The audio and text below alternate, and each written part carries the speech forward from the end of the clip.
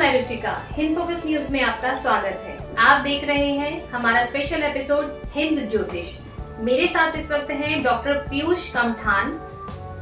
इनको film industry में star doctor के नाम से जाना जाता है, मेडिकल लाइन में बाबा डॉक्टर के नाम से जाना जाता है और पंडिताई में हाई टेक पंडित के नाम से जाना जाता है। आपके पास आपके गुरु ननवा बाबा द्वारा दी गई दिव्य दृष्टि है, जिससे आप लोगों की समस्याओं का समाधान करते हैं। तो सबसे पहले तो आपका हमारे हिंद फोकस न्यूज में स्वागत है।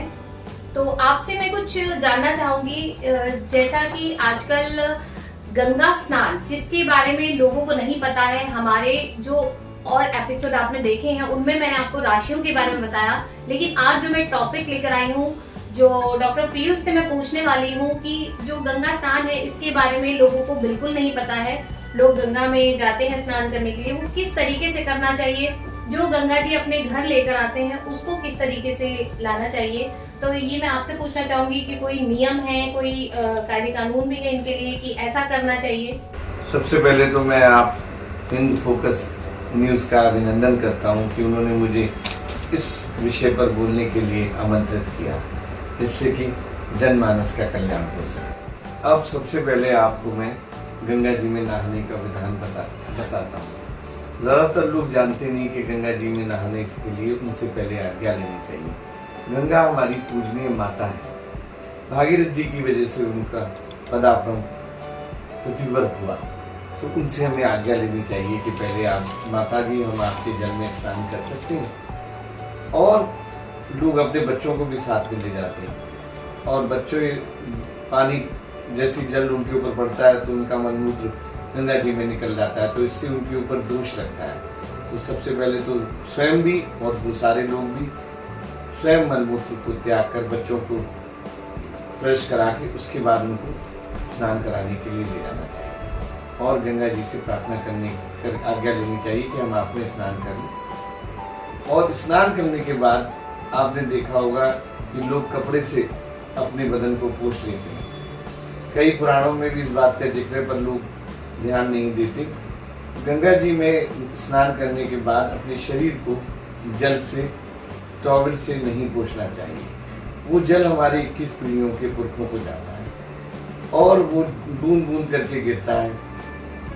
तो अगर हम उसको पोंछ लेते हैं तो हमारे पुरखे हमें श्राप देकर चले जाते हैं। इसलिए हमें कपड़ों पे से जो निचुड़ता हुआ वो जल है वो स्वयं, इसीलिए ऋषि मुनि ये डिस्कस नहीं करते और सारा जल, वो देखा आपने ऋषि मुनि बगैर नहाए हुए, कभी टॉवल इस्तेमाल करे हुए बाहर निकल के आते हैं। इसलिए हम लोगों को भी इसी तरीके से गंगा जी में बगैर पूछे बाहर निकलना चाहिए। स्वतः ही सूख जाता है जल, उससे हमारे पितरों की तृप्ति होती है। अब गंगा जी को ले जाने का विधान बताता हूँ। ज्यादातर लोगों को गंगा जी को ले जाने का विधान ही नहीं पता है।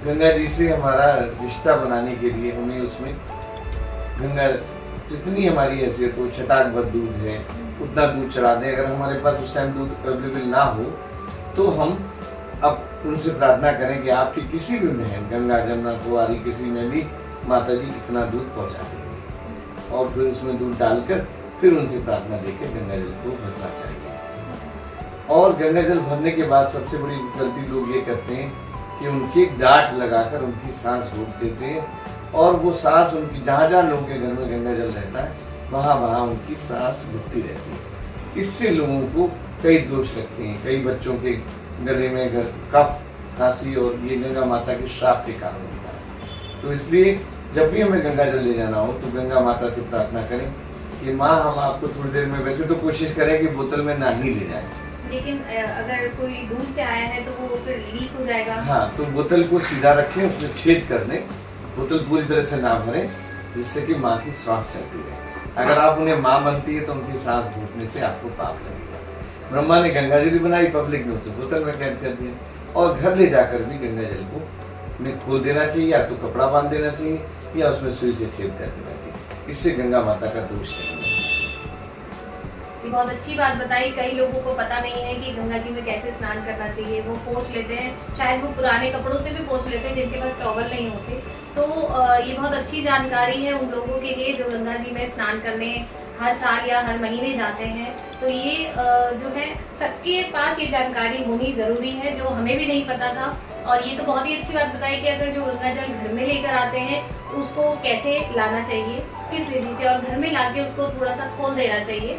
सुई से छेद कर दें या खोल दें या कपड़ा बांध कर लाएं, कोशिश करें कि उनकी सांस न घुटे। और कोई विषम परिस्थिति भी हो जाए तो उनसे प्रार्थना करें कि माता आप इस जल से बाहर निकल जाइए, हम आपके जल को बंद करके ले जा रहे हैं, तुरंत जाते ही खोल देंगे।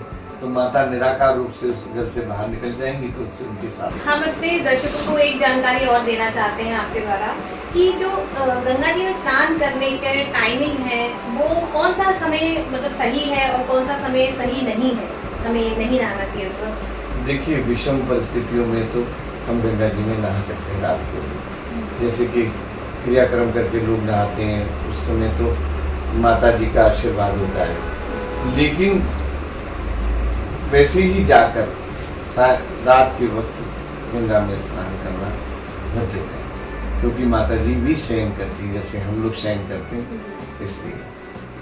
और जैसा कि कहीं ऐसा होता है कि जो लेडीज हैं उनके साथ कुछ प्रॉब्लम आती है, हर महीने की प्रॉब्लम है उनकी, कुछ दिनों के लिए उनको अपवित्र माना जाता है, पूजा पाठ नहीं करते हैं, तो इस स्थिति में भी क्या वो स्नान कर सकते हैं? नहीं, इस स्थिति में स्त्रियों को वहाँ स्नान नहीं करना चाहिए। माता का मानसिक अभिनंदन करना चाहिए।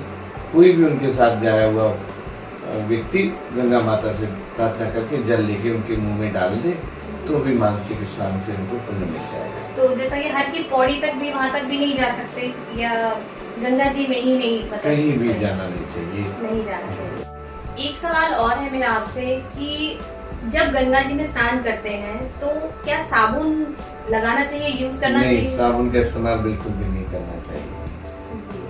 और वस्त्र कई लोग मैं धोते हुए देखती हूँ वहाँ पे। नहीं, गंगा हमारी माता है, उसमें हमारा तन मन सब कुछ पवित्र होता है। उसमें वस्त्र अगर हम धोते हैं तो हमें कई दोषों का पाप लगता है। एक सवाल और आ रहा है मेरे माइंड में और मैं ऐसा सोच रही थी कि ये मैं किससे क्वेश्चन करूं, बट आप आए हैं आज हमारे हिंद फोकस न्यूज में, तो आपसे पूछूंगी कि लोग ये मानते हैं कि जैसे गंगा जी यहाँ पर गढ़गंगा में भी है और कई जगह से गंगा जी बह रही है, और ऐसा मानना होता है कि हर की पौड़ी पर ही नहाना, लोग जो है वो बोलते हैं कि वहीं पे नहाना चाहिए, वहीं का गंगा जल लाना चाहिए। तो ऐसा क्या इसमें कुछ विशेष मतलब कुछ है कि वहीं पे ही नहाना चाहिए, वहीं पे? नहीं, देखिए ये तो लोकाचार है जी। गंगा जी तो कहीं भी होंगी जी, उनकी सामान्य मान्यता है जी। ऐसा मैंने सुना और महसूस भी किया। गंगा तो गंगा यत्र सर्वत्र, जहाँ भी रहेंगी वो तो अपना कार्य करेंगे जी, है ना। गंगा जल कहीं से भी भरिए, सब जगह उसमें कीड़े नहीं पड़ेंगे। कोई जल साधारण जल कहीं से भरिए, हर जगह कीड़े पड़ेंगे। तो हर की पौड़ी पर ही मैंने ज्यादातर भीड़ जो है इकट्ठी होते देखी है। वो लोग अपनी सुविधा के अनुसार से अपने, और शायद ये भी हो सकता है कि वहाँ आरती होती है इतने बड़े स्तर पर, तो इसलिए लोकाचार उनका बहुत महत्व है। कई जगह लोकाचार से होता है, अपनी अपनी मान्यताओं के हिसाब से लोगों ने बना रखी। तो जैसा कि आपको जानकारी दी गंगा जी में कैसे स्नान करना चाहिए, कैसे गंगा जी को घर में लाना चाहिए, सारी जानकारी हमने आपको दी है।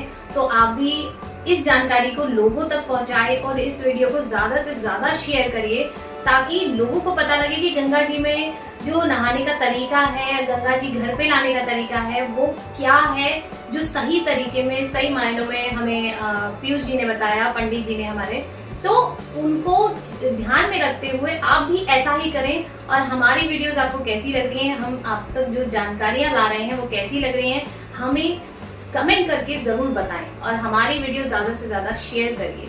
ऐसी ही वीडियो के लिए जुड़े रहें। जय हिंद।